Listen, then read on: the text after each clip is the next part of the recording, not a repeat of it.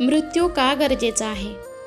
अतिशय सुंदर आणि मृत्यूचे महत्त्व गोष्टी रूपाने पटवून देण्याचा छान प्रयत्न. मृत्यू येऊच नये असे प्रत्येकाला वाटते. समुद्र मंथनाच्या वेळी अमृत कलश निघाला तो प्राशन करण्यासाठी, अमर होण्यासाठी देवदानवांमध्ये चढाओढ लागली होती. तिथे आपल्यासारख्या सर्वसामान्यांची काय कथा? मृत्यूचे भय वाटणे स्वाभाविक आहे, परंतु मृत्यू टाळणे अशक्य आहे. जन्म मृत्यू हा सृष्टीचा नियमच आहे. तो कोणालाही चुकलेला नाही, तो आवश्यकही आहे. अन्यथा माणसेच माणसाच्या जीवावर उठली असती. कशी ते पहा. एका राजाने शहराबाहेर एका वृक्षाखाली बसलेल्या साधूला विचारले, साधू महाराज, मला अमर करू शकेल अशी दिव्य वनौषधी किंवा चांगले रसायन तुमच्याजवळ आहे का? साधू म्हणाला, हे राजा, हा समोरचा व त्या पलीकडील असे 2 पर्वत ओलांडून गेलास की तुला एक सरोवर लागेल. त्याचे पाणी तू पी, म्हणजे अमर होशील. ते 2 पर्वत ओलांडून राजा त्या सरोवरापाशी गेला. त्याचे पाणी पिण्यासाठी आपल्या हाताची ओंजळ करून सरोवरावर तो वाकला. तेवढ्यात त्याच्या कानावर कोणीतरी कणत असल्याचा आवाज आला. पाणी पिणे बाजूला ठेवून राजा आवाजाच्या दिशेने गेला. एक जर्जर माणूस एका झाडाखाली आडवा पडून कणत असलेला त्याच्या दृष्टीस पडला. राजाने त्याला कण्याचे कारण विचारले. तो म्हणाला, या सरोवराचे पाणी प्यायल्यामुळे मला अमरत्व आले, परंतु वयाची 100 ओलांडताच माझ्या मुलाने मला घराबाहेर हकलून दिले. गेली 50 वर्ष मी या ठिकाणी पूर्णतः दुर्लक्षित अवस्थेत तळमळत पडलो आहे. आता माझी मुलं तर मेलीच, पण नातवंडेही मरायला टेकली असतील.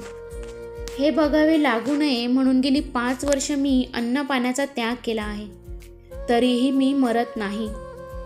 त्या वृद्धाची करुण कहाणी ऐकून राजा मनात म्हणाला, छे, नुसत्या अमरत्वाला काही अर्थ नाही. म्हातारपणाशिवाय जर अमरत्व मिळालं तरच त्यात मजा आहे. आपण त्याबद्दल साधूला माहिती विचारू. त्याने साधूकडे पर्याय मागितला. साधू म्हणाला, ज्या सरोवराकडे तू जाऊन आलास ना, त्याच्या पुढे असलेला डोंगर ओलांडून तू पलीकडे गेलास तर पिवळ्या जर्द फळांनी भरलेला एक वृक्ष तुला लागेल. त्या वृक्षाचे एक फळ तोडून तू खा, म्हणजे तुला म्हातारपणाशिवाय अमरत्व मिळेल. साधूच्या सांगण्याप्रमाणे राजा त्या वृक्षापाशी गेला. त्याने एक पिवळे धमक फळही काढले. आता तो ते फळ खायला सुरुवात करणार, तो जवळपास भांडण सुरू झाल्याचा आवाज कानावर पडला. एवढ्या दूर येऊन कोण भांडत असेल या विचाराने राजा त्या लोकांजवळ गेला. तिथे त्याला 4 तरुण आढळले. त्यातला एकाला राजाने भांडणाचे कारण विचारले. त्यावर तो म्हणाला, आता मी 250 वर्षांचा आहे, तरी माझ्या उजव्या बाजूला उभे असलेले 300 वर्षांचे माझे बाबा पूर्वापार मालमत्ता माझ्या स्वाधीन करत नाहीत. मग त्यांच्याशी भांडू नको तर काय करू? राजाने युवका इतक्याच तरुण दिसणाऱ्या दुसऱ्या युवकाला विचारले, तर तो म्हणाला, अहो, माझ्या उजव्या बाजूला उभे असलेले हे माझे 350 वर्षांचे वडील आहेत. ते मला संपत्ती देत नाहीत, तर मी तरी मुलाला कुठून संपत्ती देऊ सांगा? 350 वर्षाच्या तरुणाकडे राजाने प्रश्नार्थक दृष्टीने पाहिले असता तो म्हणाला, मी तरी संपत्ती कुठून देणार? ही चूक माझ्या वडिलांची आहे. ते आता 400 वर्षांचे आहे. यावर राजा म्हणाला, पण एवढी संपत्ती असताना तुम्ही डोंगरदऱ्यांमध्ये का वास्तव्य करताय? यावर पणजोबा म्हणाले, आमच्या घरात दिवस रात्र मालमत्तेवरून भांडण होत असल्याने गावकऱ्यांनी आम्हाला गावाबाहेर हकलून दिले आणि आम्हाला इथे राहावे लागत आहे. तो प्रकार पाहून राजा म्हणाला, म्हातारपणाशिवाय अमरत्व मिळेल तर तेही नकोच, कारण ते जास्त भयंकर आहे. राजा साधूजवळ परत आला आणि म्हणाला, तुम्ही मला मृत्यूचे महत्त्व पटवून दिलेत. मृत्यू आहे म्हणून जगात प्रेम आहे, अन्यथा माणसानेच माणसाच्या जीवावर उठली असती. साधू म्हणाला, मृत्यू टाळण्यापेक्षा मिळालेला दिवस आणि मिळालेला प्रत्येक क्षण भरभरून जगून घे. त्यातच खरा आनंद आहे आणि मृत्यूनंतर उत्तम गतीही आहे. स्वतः बदला, जग बदलेल. स्नान करताना नाम घेतले तर ते तीर्थस्नान होईल. भोजन करताना नाम घेतले तर तो प्रसाद होईल. चालताना नाम घेतले तर ती तीर्थयात्रा होईल.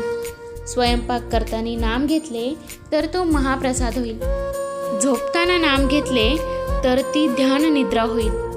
काम करताना नाम घेतले तर ते कर्म होईल. घरात नाम घेतले तर ते घर मंदिर होईल. तर मित्रांनो, कसा वाटला व्हिडिओ कमेंट करून नक्की सांगा. आणि या प्रकारेच मरणाला किंवा मृत्यूला अशा प्रकारे महत्त्व आहे. जर मृत्यूच नसेल तर या जगात प्रेमही उरणार नाही. आणि जर प्रेम नसेल तर माणसांचं आयुष्य जगणं आणि आयुष्य काढणं खूप कठीण होऊन बसेल. तर मित्रांनो, जसं जीवन महत्त्वाचं आहे तसा मृत्यू देखील महत्त्वाचा आहे. तर व्हिडिओ आवडला असेल तर लाईक करा, शेअर करा. काही प्रश्न असतील तुम्हाला तर कमेंटद्वारे नक्की विचारा. आणि चॅनलवरती जर तुम्ही नवीन असाल तर चॅनलला सबस्क्राईब करायला विसरू नका. धन्यवाद.